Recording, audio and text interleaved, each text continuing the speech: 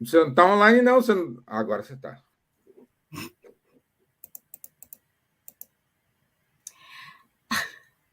Hi everyone!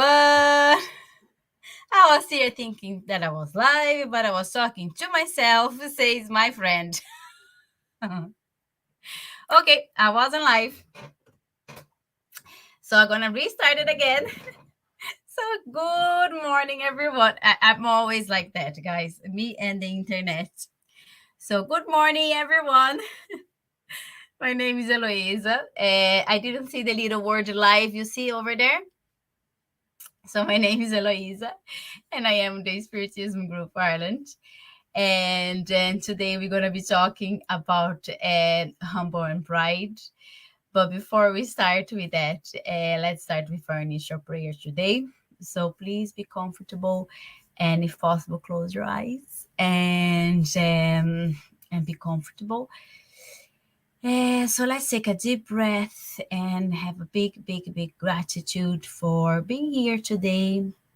Thank God for our chance to be here on this Sunday, the 16th of April, to be here with our families or our friends in our house, alive, most importantly, in healthy or maybe just recovering from some small disease, but with the opportunity of always restarting and with the opportunity of taking always that second chance and always taking that second step and again in our lives. So I hope that everyone used that week as the month of April here it is our spring in Ireland. It doesn't even so doesn't really look much of a spring outside. It's so cold, but it is the start. It is always the month of the flowers. So it is the month of the start again of everything should be flower and there be new beginnings. So I hope everyone have a great week. So now I will start for real, and I do apologize for my delay, and I promise I won't be talking by myself anymore.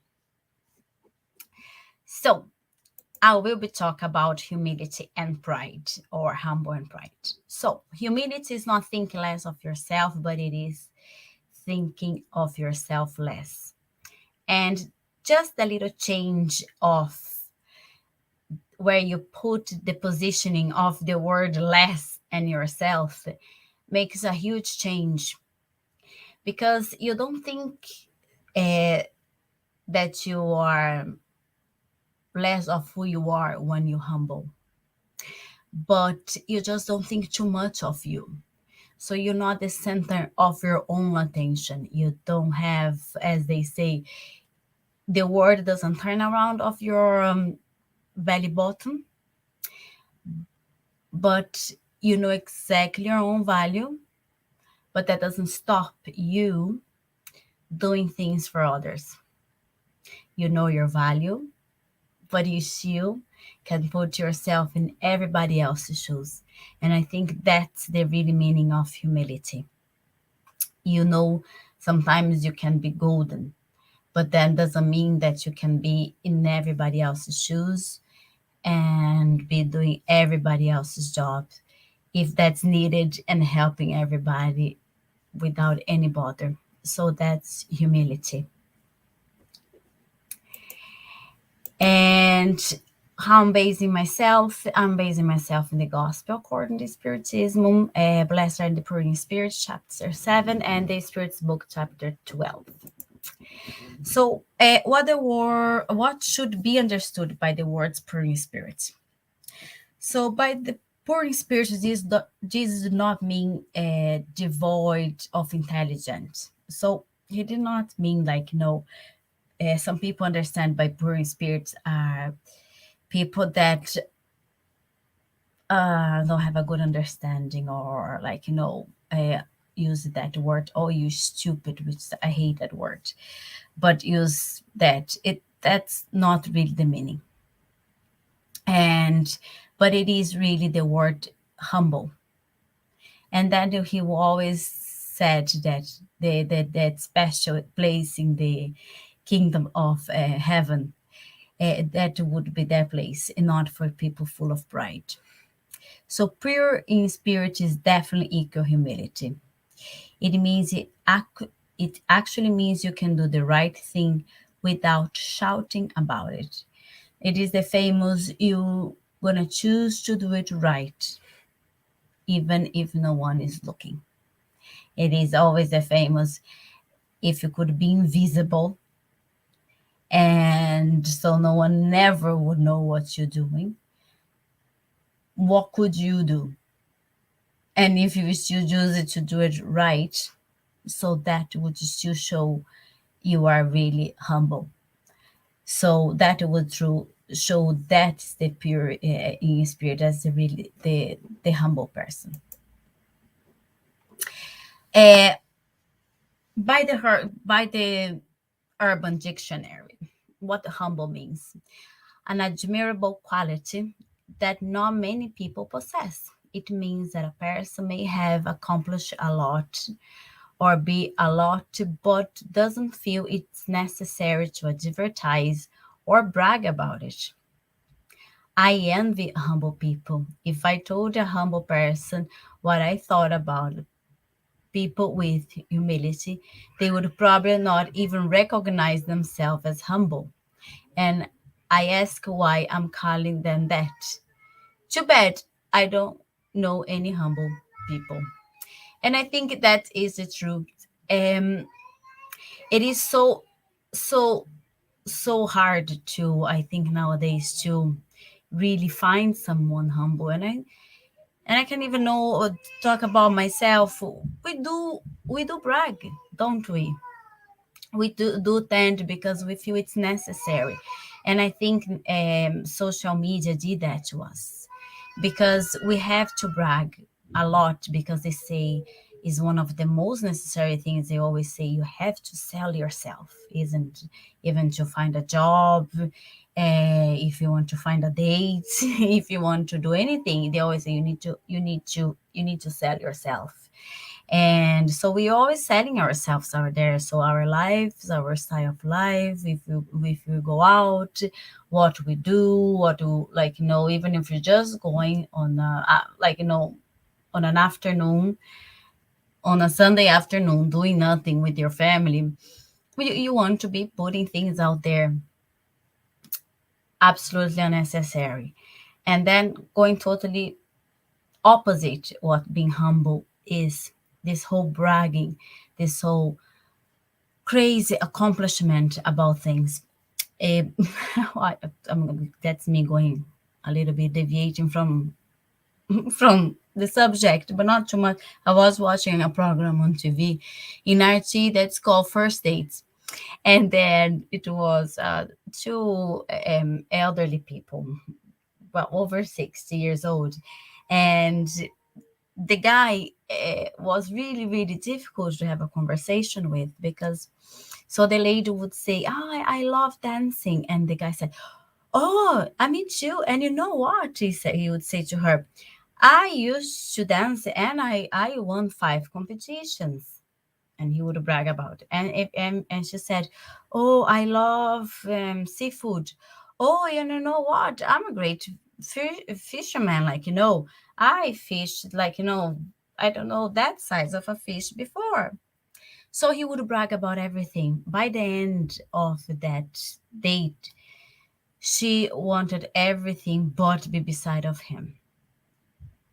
It's just so hard to be beside of that people, isn't he? Maybe he was just too nervous, but at the same time, um, it's just to show how the opposite of being humble is, and I think how much we need to actually uh, think about ourselves as well, and go back to this admirable quality, um, that we definitely should aim to have it again. So, what is pride? I think that we know a little bit better. Pride conceits self-esteem, egoistic vanity, vainglory, implying in an undoubtedly favorable idea of one's own appearance. advantages, achievements, etc., and often apply to offensive characteristics. Pride is a lofty and often arrogant assumption of superiority in some respect. Pride must have a fall. Conceit implies an exaggerated estimate of one's own abilities or attainments together with pride, blinded by conceit. So pride, pride, I think is almost a disease. I think, um, and goes totally different. Okay, the with the with that pride campaign. Okay, that we have for the LGBTQ plus pride. There's a totally different campaign, but I'm talking about the pride as the the this very negative thing that we have in ourselves when being a pride person, because that stop us for seeing things actually is a blinding thing. And we will always remember Saint Paul, or Saul of Tarsus, that then became Paul, and he was notorious, one of the pridest person that we had, because that's how bad we are. Is our way or the highway.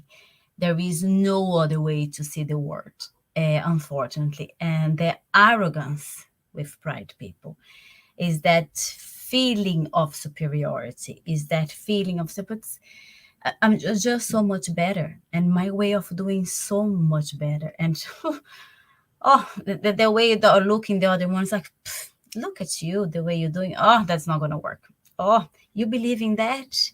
And they laugh at what you believe, and they go like, oh, that's what you're gonna wear. Oh, that's what you eat. Oh, that's what you people do. So they categorize other anything. So that's what you people do. So that's how your people behave. Oh, and that's the changing face. They changing, like, it's almost like, it's always them against the other block of everything, and it's offensive.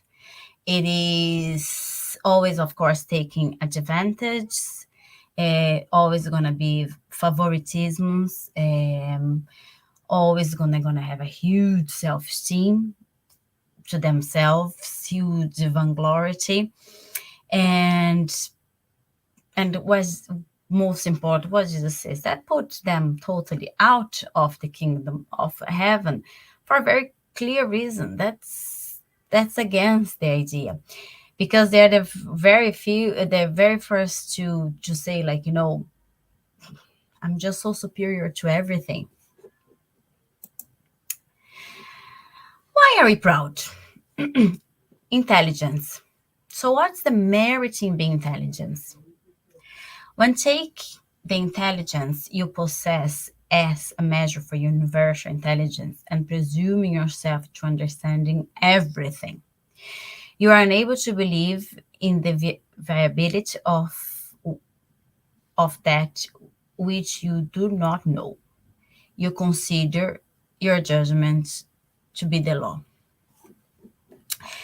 Uh, in the gospel, according to the Spiritism, see if I can check here. Very, I highlight that part, and it's very, very interesting how they say here. I read to you right now.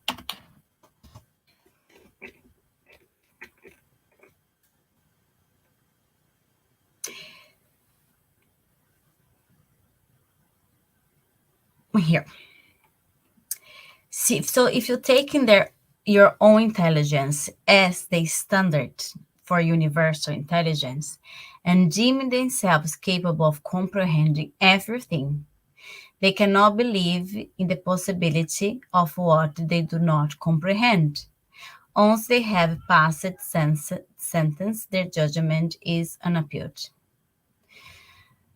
So, if they refuse to believe in the invisible world and in an extra human power, it is not because it is beyond their ability, but because their pride revolts against the idea of something above which they cannot place themselves and which would make them come down for the pedestal. They attribute to themselves too much intelligence and knowledge to believe in things which, according to them, are good for simple folk, and they regard those who take such things seriously as poor in spirit.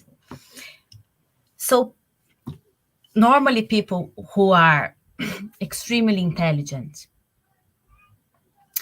and we call the technical intelligence, so academically intelligent, and they are very intelligent, really, like, academically they can be brilliant, but then you use your standards of intelligence to just what you want to believe, and then you want to use the measurement of intelligence to what you think could be the measure of God's intelligence. And then you think it is, if that's what I can understand, because that's in the measurement of my intelligence, and you don't think that God can actually be more intelligent than you because that's the maximum of your own intelligence. So God cannot be more intelligent than you, of course. That's how you think because of your pride. So that's how they take then intelligences. So you see how the two things go together. and and then how it stops everything. So that's how pride and intelligence, they go together. So is using the measurement of your intelligence as a standard. So you think, that's how I think, that's how intelligent I am. So everybody else is either like me, they cannot either be more than me, and who is less than me is totally, like, zero, and more than me is just impossible.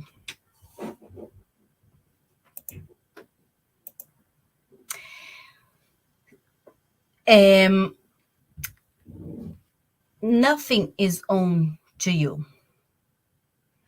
and I think that's very important. The idea of I know I deserve it blinds you from reality. God has no obligations towards you, as no spirits have. You have an obligation with yourself to serve and evolve. You know, most of people, well, most of people is not fair for me to say. But some of us, or lots of us, have this thing. I deserve that. Oh, I am on that because I was, like, in the past, especially, like, royalties and everything. But I was born in the, like, royal blood, or I was born in a rich family. I was, like, even born, like, in a better family, or like, even nowadays, some kids, like, because my mom and dad had that, so I deserve to have that as well. Or like, I just, this idea of I deserve, I deserve.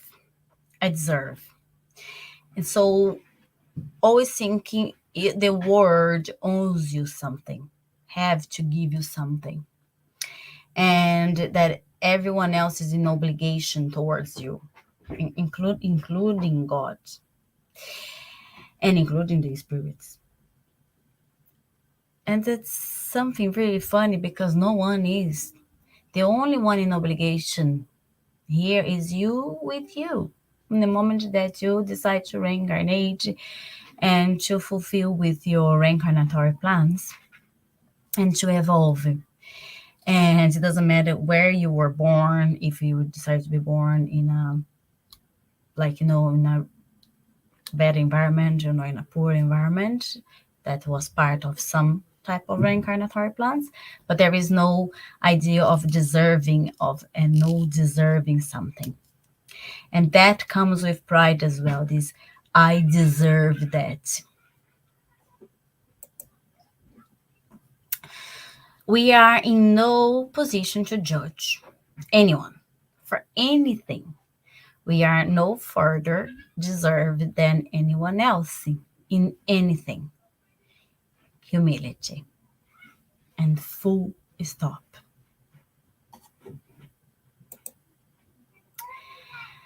And that's a lovely quote from Ferdinand, the protecting spirit in the Gospel according to the Spirit.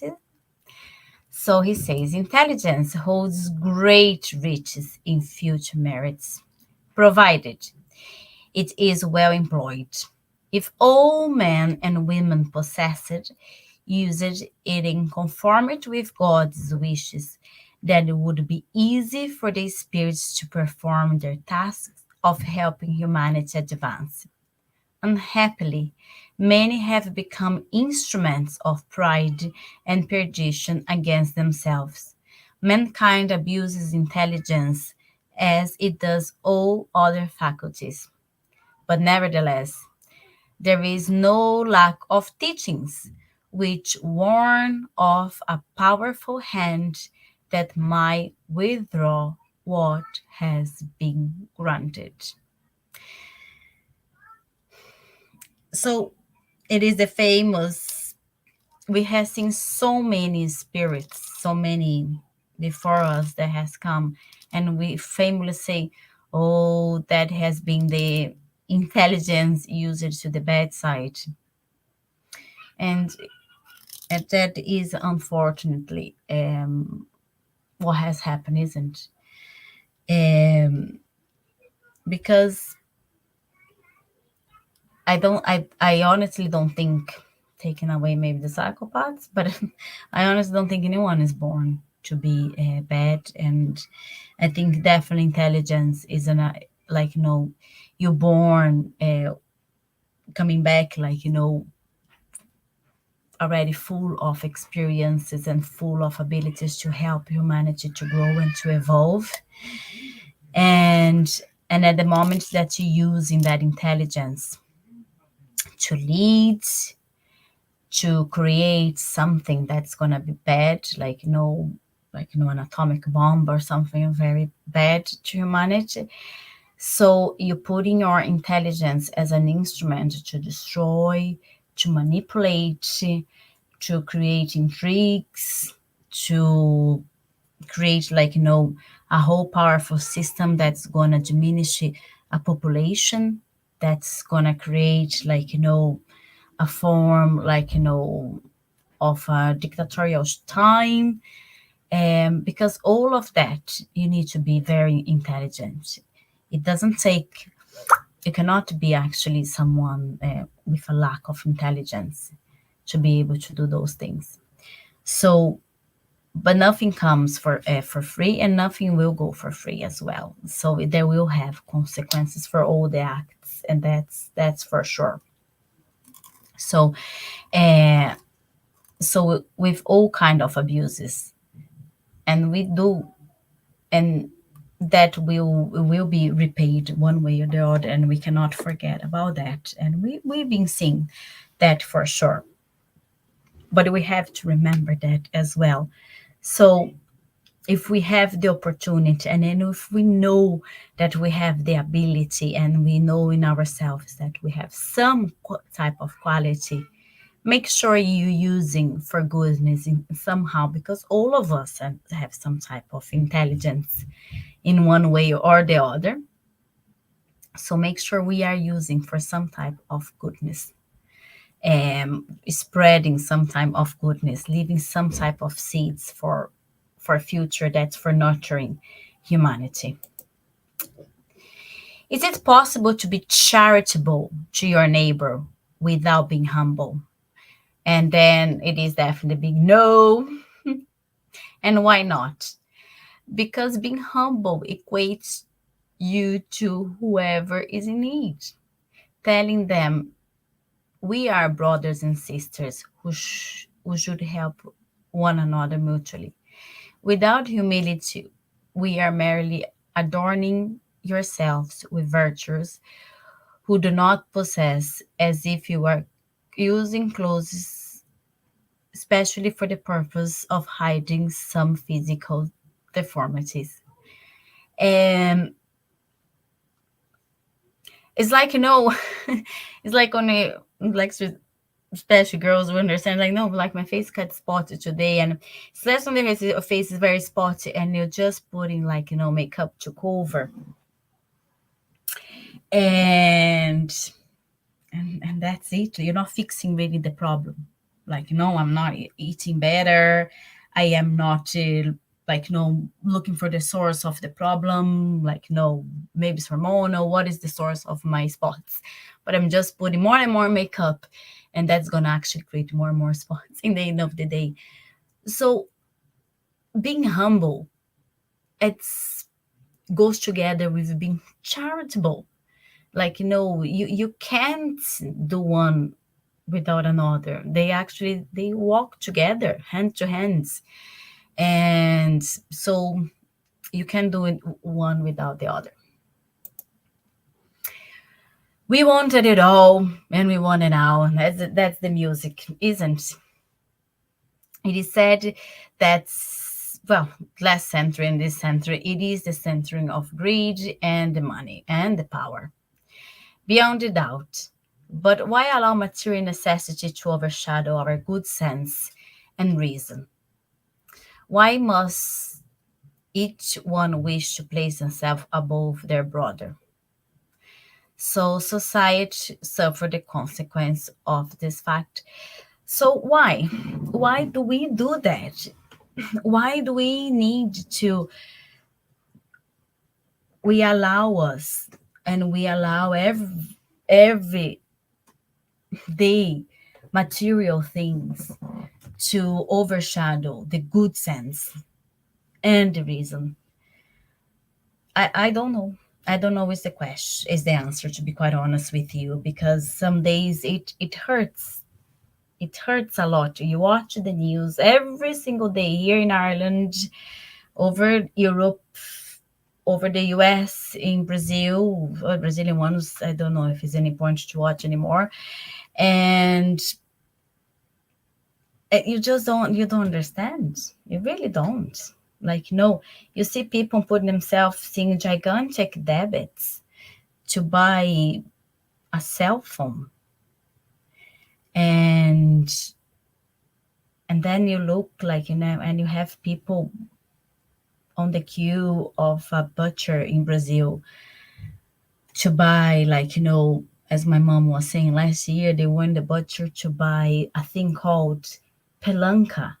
And my mom went to the butcher and said, "What is that?" And the butcher said, "Well, that is the skin, basically, of the animal with a little bit of fat, because people couldn't afford to buy meat to eat." So, what is going on with us? What's going on with us? Where did up our good sense? Where did up our reasoning behind? And then we were talking about arming people, and then we're talking about, like, we hear, like, they don't want refugees. You want to let people die crossing the sea. Um, it's so many things happening, and I know, like, sometimes it's just put everything in the same pot, and no, it's not. But if you stop to think, what is going on with us? Did we lose all our senses and all our reasonings? We talk about human beings. Like, it's not about being one thing, feminists. It's not about talking about, like, just that rights or those rights. It's just about talking about human rights, and final dot, full point. We shouldn't have a different thing, because if you take everything, if you take the skin, we are exactly the same thing. If you do, like, genetic testing, the only thing that could be different could be XX and an X and a Y, men and women, just for differentiation chromosomically, talking in the basics. Then you're gonna have the other ones for some diseases. But that's in the very, very basic. But that's it. But there we humans. Human. There is only one species. We are not like cats or dogs that that they have different ones.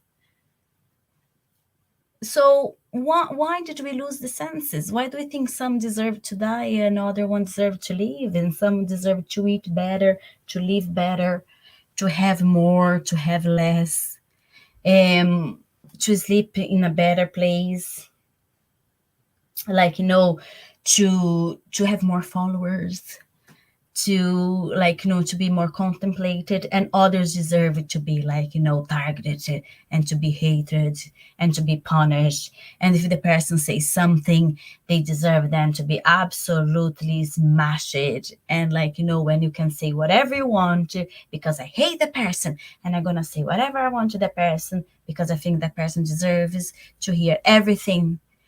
And that's the way I am, and I won't change it.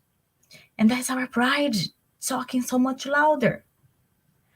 And then I'm gonna buy something for myself because it's worth it's my money. I do whatever I want. And that's how we are becoming. But and I continue asking, what?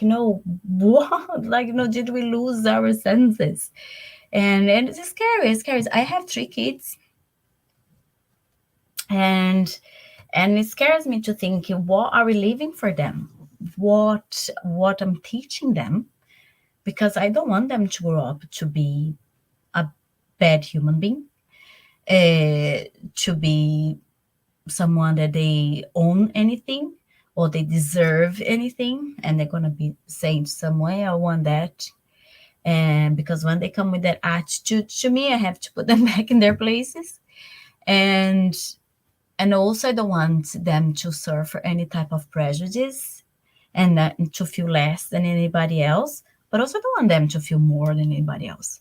I don't want them to feel like they are better than anybody else just because one has blue eyes and the other one doesn't. What is the balance in all of that? So I'm asking because I don't know the answer as well here, and it's scary. But we are spiritists, and we believe there is something else. And we had Jesus who gave us so many guidelines. So please stay with me and please let's study together and keep use them as our source of information. And always remember the good.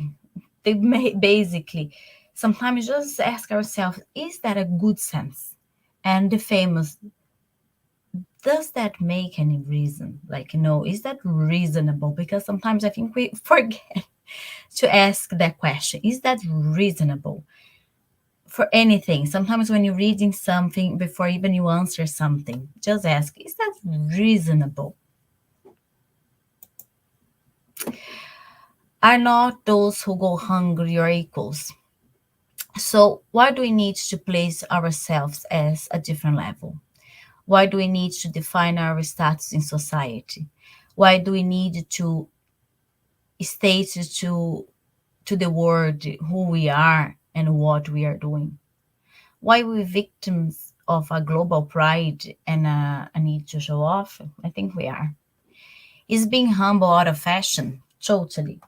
And I think it's gonna become just back in fashion if it becomes a trend in maybe in TikTok, or something like that. I don't know.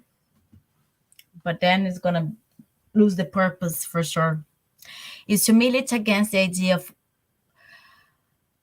of evolving life? And it is a provocative question, that, because I think some people think humility is the idea of being poor, that if you are humble, you are accepting that you should have always less, that you should have the minimum to survive. Now, I'm also doing a vote of being poor,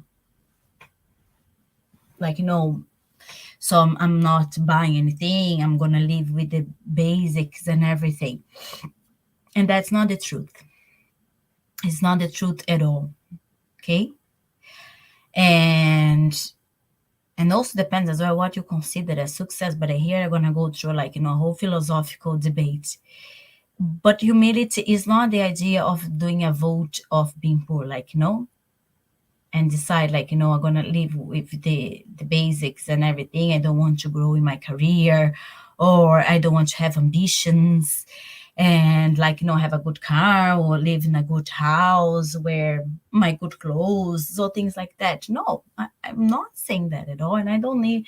It definitely wasn't what Jesus said, even though Jesus himself was totally not linked to material things, because like guys, Jesus, for him to come to planet Earth, he already had to be prepared for centuries just for his spirit to be able to incarnate in a human body. So he was already years light more evolved than us, but it is just the idea that we should not be dependable on that idea of I'm gonna be happy just when I have all of that. You still can have all of that. You still can say, like, no, I want to have a better car. Like, no, because the car is going to move me from A to B, as all the cars will, once the car is working properly. Great. A house. House is great to have a great house, isn't it? Spacious house for the kids and so on that I can afford paying the mortgage. Like if I'm renting, the rent is so expensive, so if I can afford it in a better place and everything, a safe place, but everything with reason. Not only if I'm only gonna be happy, if I'm only gonna be happy if, and I need to be showing that to the world. Here, you see how much money I'm making. You see, did you see the size of my house? Did you see my car now? Did you see my car now? Did you see what I'm wearing? Did you see what I'm wearing? Did you see that I bought a Louis Vuitton bag? Did you?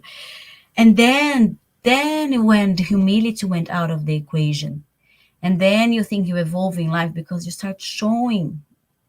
You're not living anymore for yourself. You're living to showing those things, because then you think that's evolving. You see, now I'm promoted. Yeah, I became a director of the company. Yes, I'm very important. I'm traveling. I'm working 12 hours per day. Yes. No, I don't see the kids, but who cares? Yeah.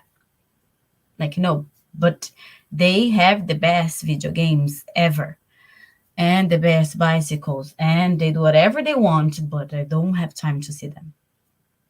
But you think you're evolving. So you just have to be careful in life with what is your idea of success and to who you are being successful for. Because if you're being successful for others just to show off and to tick the box and to say, here, planet, like, no, I am successful, then it's when the danger is. So you're being successful just to feed your pride is one dangerous thing. And then is when humility went totally out of your equation.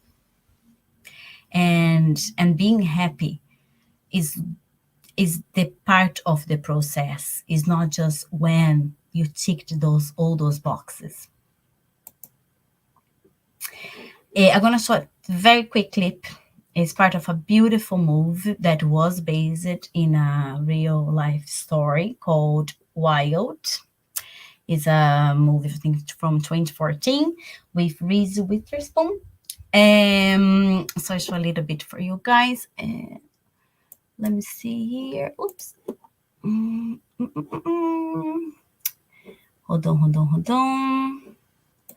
Let me see how can I do. Share screen. This one. Share.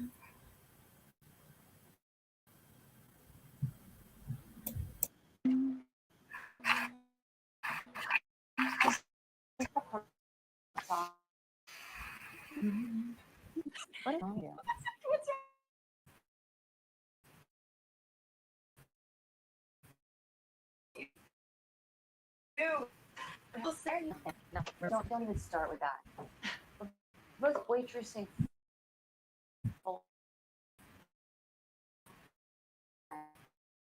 We're students. and we're gonna have lunch of our because you married some abusive alcoholic asshole. And then I when you're singing, what do you not get? There's nothing I don't get, believe me. But then what? Cheryl, if there's one thing I could teach you, it's how to find your best self. And when you do, how to hold on to it for dear life. And this is your best self. I'm trying. Do I regret marrying a piece of alcoholic asshole? No. Not for 1 second. Because I got... See how it works? It isn't easy.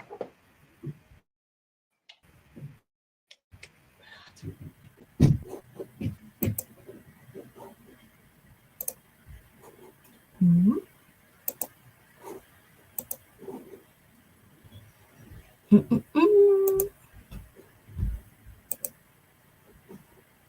Are you guys back with me again?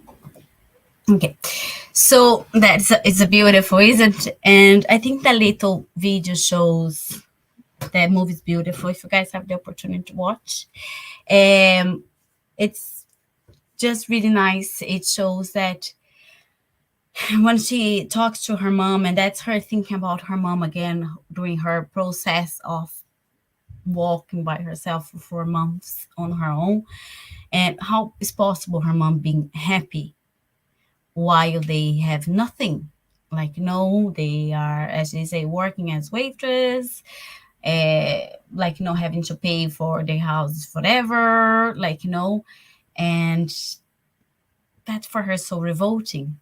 And said, and you even married a abusive alcoholic man. And her mom said, and there her mom is singing away happy, like, and that's what her mom says to her. But that is her trying just to look in the bright side. In English, they have the expression, the silver lining of everything, which is like, when you're trying to see good out of everything, when you humble, when you just go, that's the best that I can take out of the situation.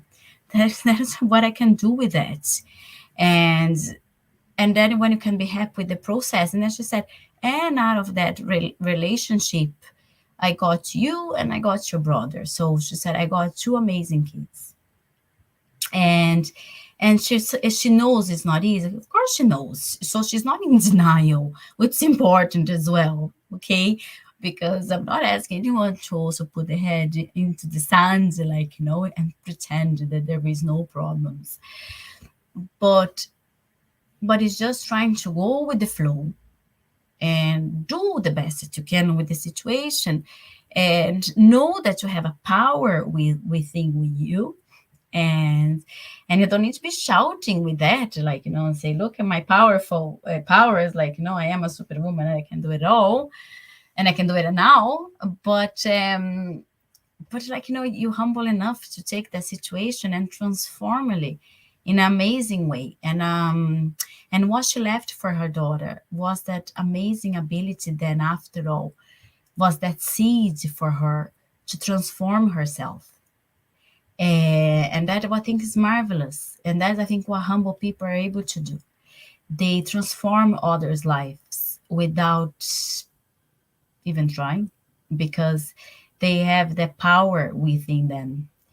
They don't need to be selling themselves as like, life coaches or anything like that, because they have that energy that is extremely powerful, because they are just, I think, that energy of goodness within them. So my friends, my brothers and sisters, awaken. Let the voices of the spirits echo in your hearts. Be generous and charitable without ostentation. That is to say, do good with humility. Let each one, little by little, begin to demolish the altars erected by everyone to their pride. In a word, if you are true Christians. By the Spirit Lacoder, in Constantine 1863, that's also in the Gospel, according to Spiritism. So, in the Spiritist book, Allan Kardec has asked, is it wrong to desire rich as means of doing good? Such a desire is praiseworthy when it's pure. However, this desire is rarely found to be pure, and quite often there are masked or hidden motives. Often, the first person to whom one wishes to do good is unfortunately oneself. So basically, Allan Kardec was like, if you reach, like, no, and you're trying to do good, is that okay? He said, of course that's okay. They said, if that's a poor wish.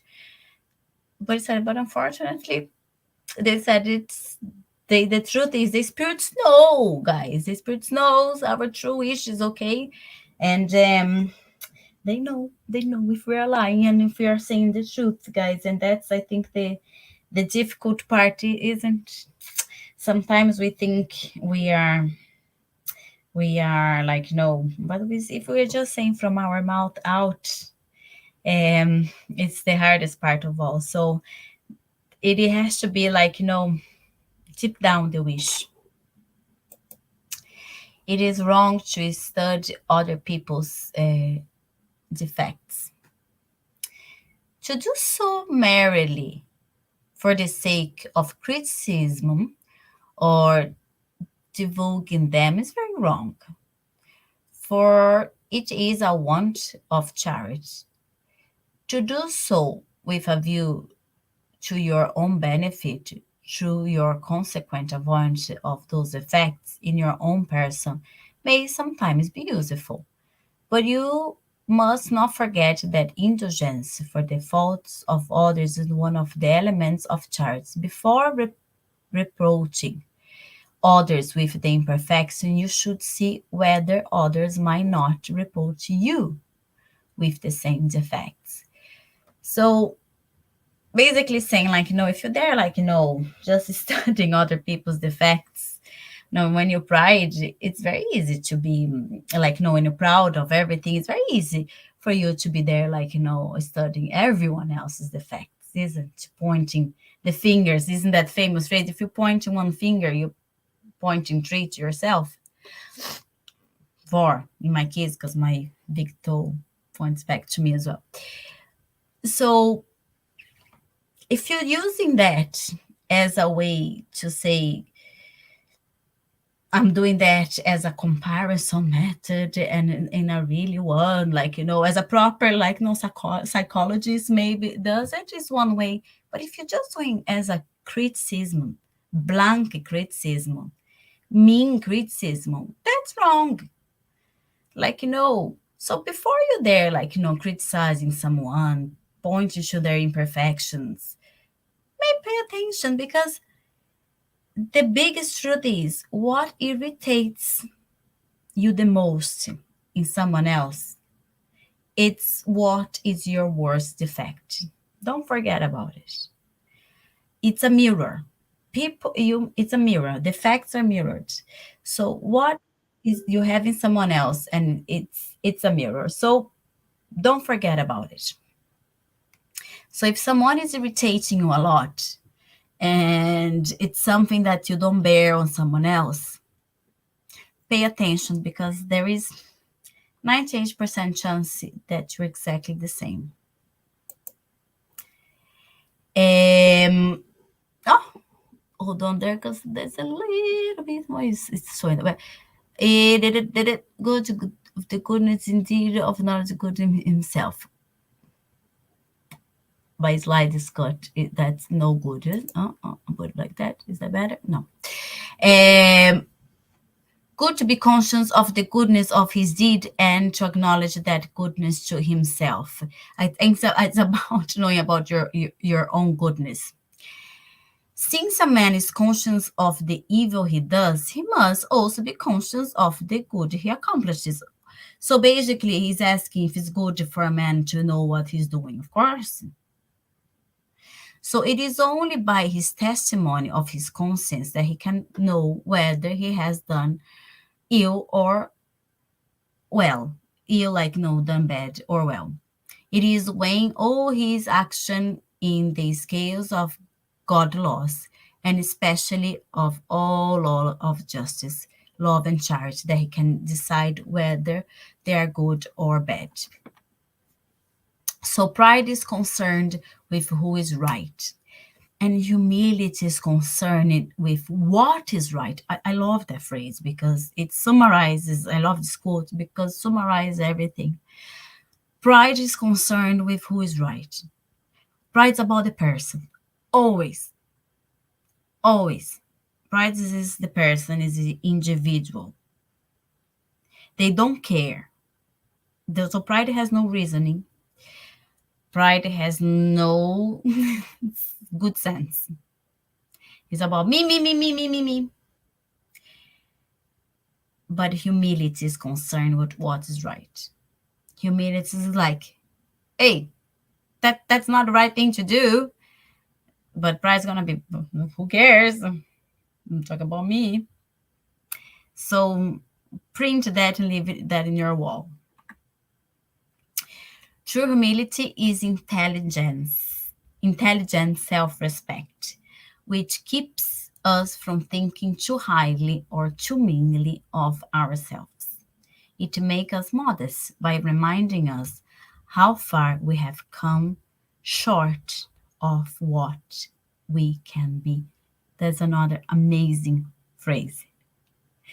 And it's just measure us so much.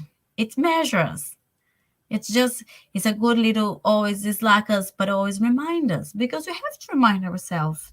We we have come so far as well. Like, we're not all bad, but we're not all good. But we're not all bad. But like, we have come so far, but also we could have done better. So it measures us. Like, we can, oh, don't remember, you could have done better. But you did a lot as well. So it always gives us that measurement in an intelligent way. You have to be thinking. So humility is not lack of intelligence, guys. So don't think people that are humble, it's the ones who lack intelligence. Because in Portuguese, sometimes the words give that false meaning, and it's not. It's actually opposite. It is the intelligence, but the measured one. The measured one. So this is my bibliography. So from where I got all that information. And this is our activity. So I finished. I leave you guys in peace now, because I always speak too much. And now I decided to delay it. So, so there's our activities. So today was our, of course, virtual meeting. So next Sunday is our public meeting in Irish Town. So as always, every second Sunday. So from 12 o'clock it starts the public meeting, but the healing starts at 11:15.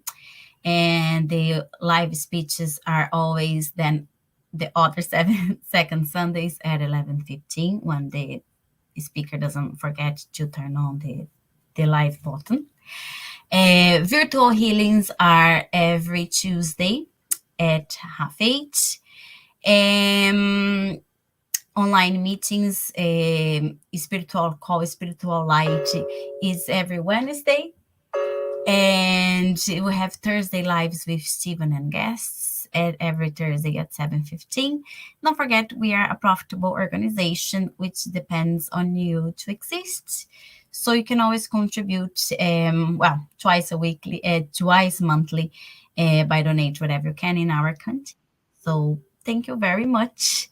And you can find more information in our Facebook, Instagram now as well, and email us in spiritismireland@gmail.com. And thank you very, very much. And I hope everyone has a blessed Sunday and an amazing, blessed week as well. So thank you so much, everyone. And bye-bye.